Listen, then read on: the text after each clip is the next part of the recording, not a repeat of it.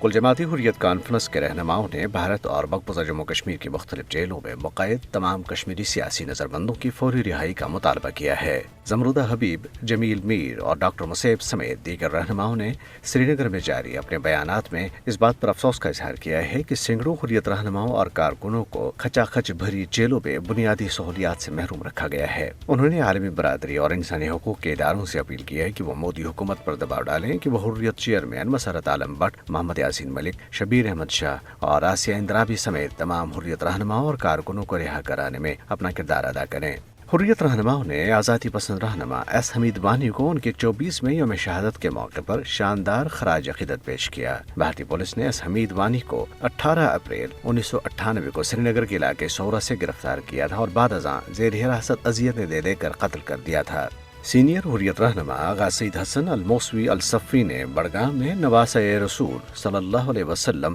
حضرت امام حسن رضی اللہ عنہ کے یوم ولادت کے سلسلے میں منعقدہ ایک تقریب سے خطاب کرتے ہوئے کشمیری عوام پر اپنی صفوں میں اتحاد اور اتفاق قائم رکھنے کی ضرورت پر زور دیا۔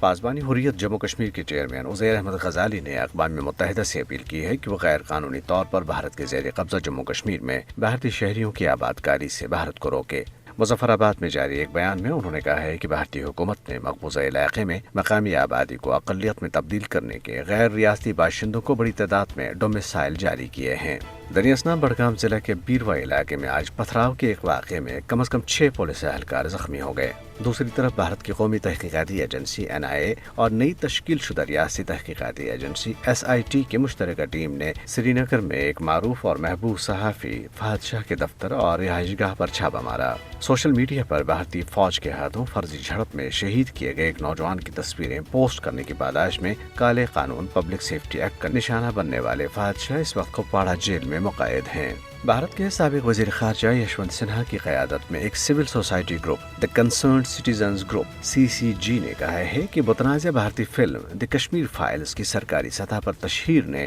وادی کشمیر میں شدید جذبات کو جنم دیا ہے۔ گروپ کے اراکین کی طرف سے مقبوضہ علاقے کے دورے کے بعد تیار کی گئی CCG کی رپورٹ میں کہا گیا ہے کہ فلم نے الٹا علاقے میں رہ رہے پنڈتوں کی زندگیوں کو غیر محفوظ بنا دیا ہے۔ رپورٹ میں کہا گیا ہے کہ یہ فلم انتخابی فوائد کے حصول کی خاطر کشمیری پنڈتوں کے دکھوں اور تکالیف کو ایک سامان کے طور پر استعمال کرنے کے لیے بنائی گئی ہے۔